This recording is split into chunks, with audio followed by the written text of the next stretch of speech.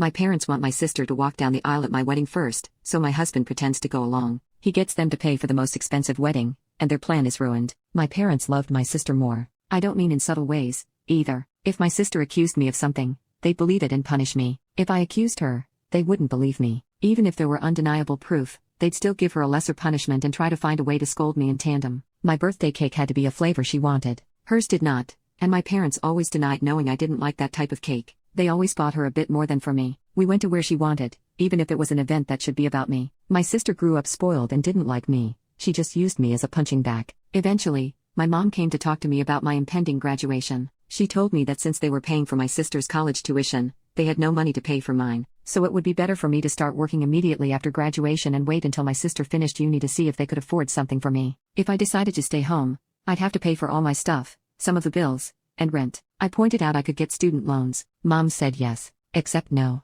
That is, because they were so caring towards me, and I had such bad judgment, they would decide if a college was worth my getting in debt or not. They had no idea about my grades and never believed in my capabilities. I never believed they would eventually pay it if I worked and waited for my sister to graduate. I had been preparing for college for a long time. I could barely go out. My friendships were slim, so I had a lot of time to study. I studied because I saw college as my only chance to be free. Well, the time came, and I worked my ass off and got a scholarship. Not anywhere like the Ivy League or anything like law or medical school, but it was a good enough course in a decent college with a full scholarship. Knowing my sister would hate it and try to stop me via my parents, I put my achievements on social media at the same time I told them. I even forced myself to thank them in the post. They weren't happy but couldn't do anything. College was my savior. I started being happy. I met my husband around this time. My husband is the guy who claps back immediately. He loves drama in that he loves to resolve it. He's the guy that if he doesn't immediately reply to a slight, you better start worrying because he won't forgive and forget. He's just doing something worse for revenge. When we discussed marriage, we decided we didn't care much about the ceremony due to our budget,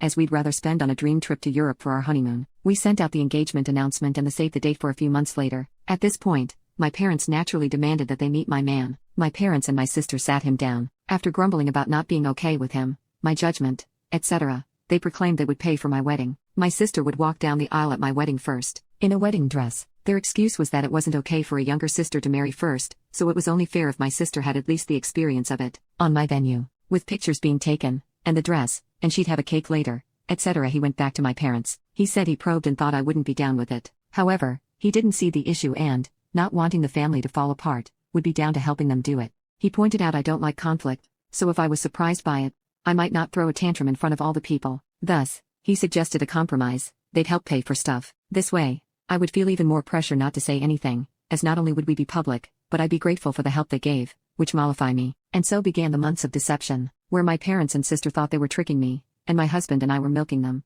How? Well, rather than pay for the wedding and lay low, my parents wanted input in everything. What we did was thus: we'd go, say, to check the drink and menu options. We'd then accept the lowest or second lowest priced option. My husband would then secretly take my sister there to try it out, then sigh and say it's a pity we don't want to abuse my parents' goodwill so we wouldn't get the best options. Cue my sister demanding my parents pay for the best. My parents would then tell me not to worry, and they'd pay for the most expensive. The same was done with the photographer. Flowers. My husband handed my sister a bouquet of the flowers we wanted, then sadly expressed how I wanted some other, tasteless flowers. My parents told me they wanted us to go with the flowers, and they'd pay for it. Wedding dress. We hit a minor snag here. My parents wanted me to wear a hideous dress, but he never told them we hired security. It was really funny. My husband and I, who had sincerely considered a courthouse wedding to focus the cost on our honeymoon, had this extravagant wedding and barely spent a dime. We called it back pay for emotional damages from my parents. Soon, the day came. The plan my parents/sister/husband had come up with was to wait until everyone was seated. Since the bride always comes out late, they'd have my sister arrive at that precise time and walk down the aisle. As the guests and my parents arrived, all they could see was a woman with a list of names to check. Only after my parents arrived and sat down did we bring out security. A guy that looked like a bodyguard. We told him not to allow my sister in and even agreed to pay a handsome tip if he didn't reveal we told him that.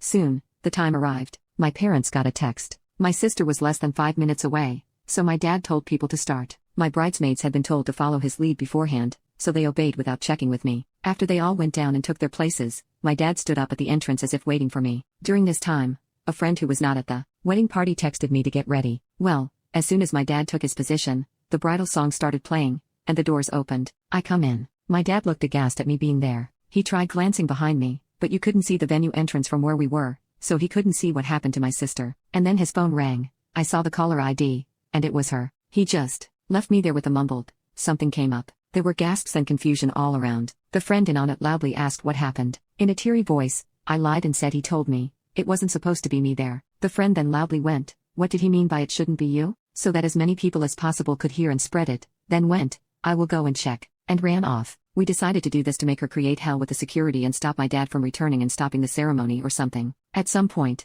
my mom also left. At this point, my husband's dad quickly ran over and took my arm. He'd been forewarned he might need to. Watching him run desperately to me helped me smile. I walked down the aisle to whispers as people discussed what happened. Some left to check, too. When I reached my husband, though, all was well. He made me feel better. The following is the sum account from friends, family, the security guy, and my husband that I received afterward. My sister did arrive in a wedding dress. The security refused to let her in. The three naturally said it wasn't a secret and threw my husband under the bus. At this point, my husband was summoned. When he came over, he put on his best look of confusion and denied having ever agreed to something so ridiculous. When they insisted he did, he demanded proof, and of course, they couldn't produce any. My sister was screaming and crying and sat on the floor, kicking her legs like a kid, watching my parents and sister get ripped apart by anyone and everyone who came out to check. The drama was delicious. After years and years of being accused of stuff and not believed, to watch them have a taste was one of the best wedding gifts. My mother was crying. My dad kept changing from purple to white, and my sister was still on the floor, crying and screaming. They kept insisting that my husband was in on it, but people kept asking why my husband would agree, why there was no proof,